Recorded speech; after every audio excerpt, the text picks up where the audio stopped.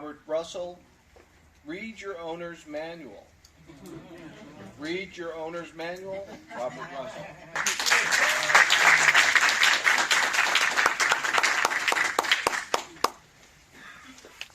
Fellow Toastmasters and honored guests, if you're not too tired, please raise your hand if you've ever heard the phrase, life doesn't come with an owner's manual.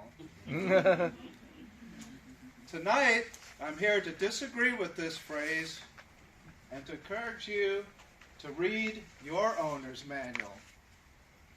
Rob, what's this owner's manual you're talking about? I'm talking about your book of beliefs.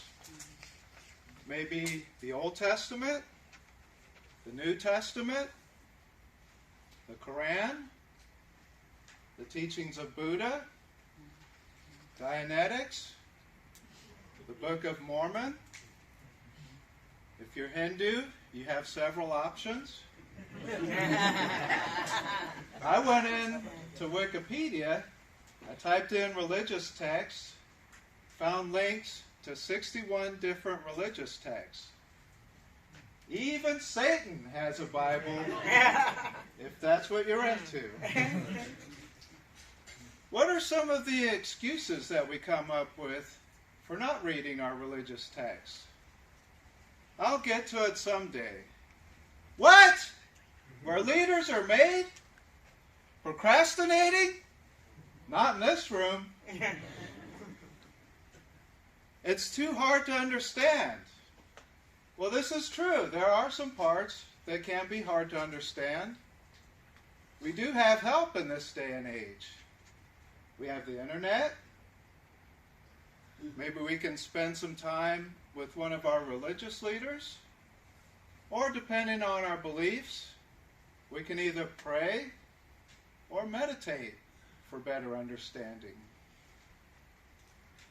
It was written a long time ago. Doesn't apply to today's day and age. Again, that's one way of thinking. It's true that I could walk out here on 190th Boulevard and not have to worry about being mauled by a lion. These books were written 3,000 to 4,000 years ago, but those people faced a lot of the same challenges and temptations that we face today. How do I go about this? Thank you for asking.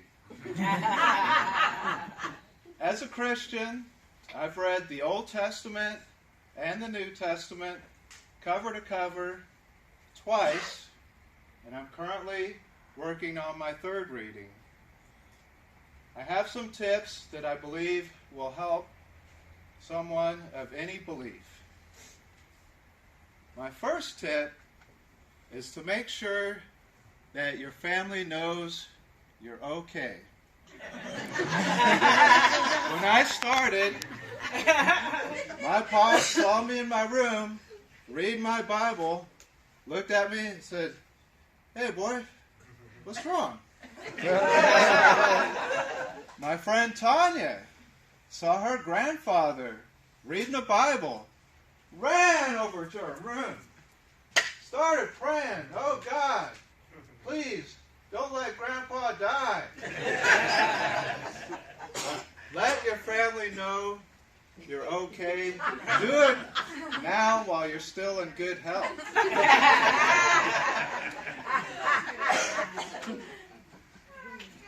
Give yourself a long deadline. Each time that I read the Bible took me about a year. Just remember, slow and steady wins the race. My third tip comes from another mistake that I made. Make sure you get a version that's easy to read. I started with a King James Bible about the size of my hand.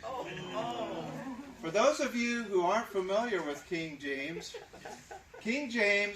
was the King of England during a time with someone else that you may be familiar with, William Shakespeare. Therefore, thou shalt. Sounds great for 1 or 2 verses. Not so great when you're trying to read a whole book. About halfway into the first chapter, I went to the store, got a bigger Bible and an easier to read version. But what are the consequences if you don't do your reading? If you don't read your text, you're at the mercy of secondhand knowledge. And again, we're Toastmasters. We're here to lead, not to follow other people. In conclusion, please follow my tips. Don't procrastinate. Let your family know.